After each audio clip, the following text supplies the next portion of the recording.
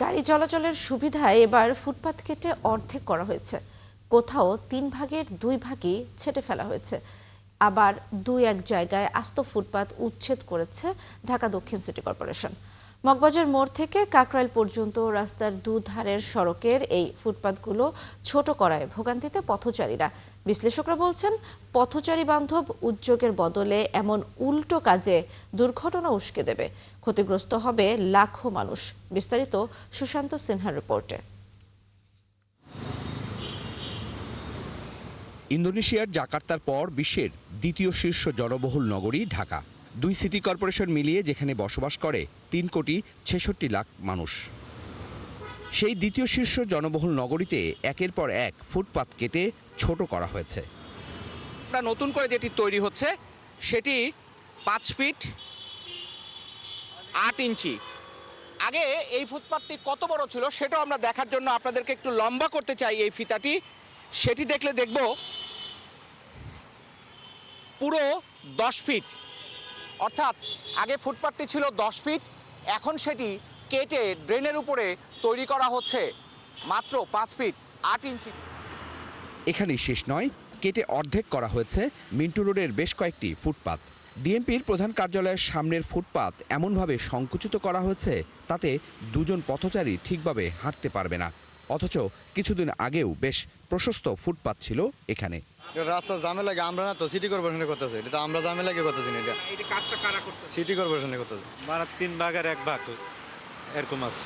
DB অফিসের মুখ থেকে কোতোয়াল চত্বর পর্যন্ত ফুটপাত আগের মতোই আছে, কিন্তু রাষ্ট্রীয় অতিথি ভবন পদ্মার সামনের ফুটপাত এতটাই ছোট করা হচ্ছে যেখানে দুজন ব্যক্তি পাশাপাশি হাঁটা চলার সুযোগ নেই। একজন গেলে আরেকজন তো পার হওয়া যায় না, দুইজন মানুষই যাতায়াত করা যায় না। গাড়ি চলাচলের জন্য ভালো হয়েছে, কিন্তু মানুষের চলাচলের জন্য সমস্যা হয়েছে। হলি ফ্যামিলি হাসপাতাল থেকে মগবাজারের অনুদ্বীপ পেট্রোল পাম্প পর্যন্ত গায়েব করে ফেলা হয়েছে পুরো ফুটপাত।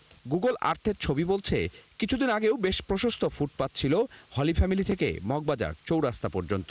এখানে ফুটপাত গায়েব করায় রাস্তায় দাঁড়ানো গাড়ির ফাঁক ফোকর দিয়ে হাঁটতে হয় পথচারীদের। ফুটপাত তো নাই, এইভাবে কষ্ট করে হাঁটা লাগে। দেখলেন তো আমি এইভাবে আসলাম, ওই যে ওই সবাই আসতেছে দেখছেন। আমরা পথচারী যারা, তাদের জন্য অসুবিধা হইলো। 3 ফিটে মানুষ হাঁটবে, মিনিমাম তো 7 ফিট থাকে একটা ফুটপাত, হাঁটতে পারতেছে না, গাড়ি রাখতেছে। এই মেন কারণ হলো এই পাম্প। এটা ওয়ালের মতো কাজ হচ্ছে। আমি আগে গিয়ে জিজ্ঞেস করলাম, অন্য কেউ তো ছিল না, লেবার টাইপের যারা করতেছিল, যেটা কি হচ্ছে, বলে যেটা ফুটপাত হচ্ছে।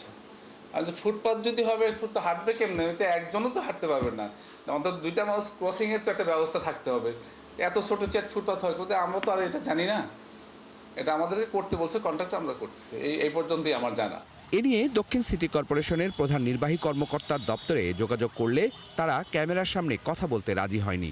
তবে তারা জানায়, মগবাজার ফ্লাইওভারের মুখে রাস্তার দুধারে গাড়ির যানজট সামাল দিতেই ফুটপাতগুলো ছোট করা হয়েছে। প্রশ্ন হলো, নাগরিক সুবিধা নিশ্চিত করার যাদের দায়িত্ব, সেই সিটি কর্পোরেশন কিভাবে ফুটপাতগুলো ব্যবহার অযোগ্য করে তুলছে? প্রতিবন্ধী অধিকার যে আইন আছে, সেই আইনে বলা হচ্ছে যে প্রতিবন্ধী অধিকারের চলাচল নিশ্চিত করতে হবে। ফুটপাতগুলো এখন যেভাবে সংকুচিত করা হচ্ছে, এটার মধ্যে একটা মানুষ হেঁটেই যেতে পারবে না। তো যদি কেউ হুইল চেয়ার নিয়ে যেতে চায়, তার অধিকার আপনি লঙ্ঘন করছেন। সেই সংকোচনের মাধ্যমে আপনি আপনার নাগরিক অধিকারটাকে হরণ করছেন।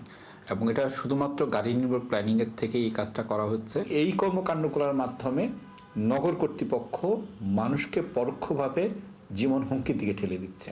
জনসাধারণের হাঁটাহাঁটির পরিবেশ নিশ্চিত না করেই ফরেন সার্ভিস একাডেমি থেকে মিনিস্টার্স অ্যাপার্টমেন্টের সামনের ফুটপাতও ছোট করা হয়েছে। এর আগেও বাংলা মোটর থেকে পরিবাগ পর্যন্ত ফুটপাত কেটে ছোট করা হয়েছে। সুশান্ত সিনহা, ৭১, ঢাকা।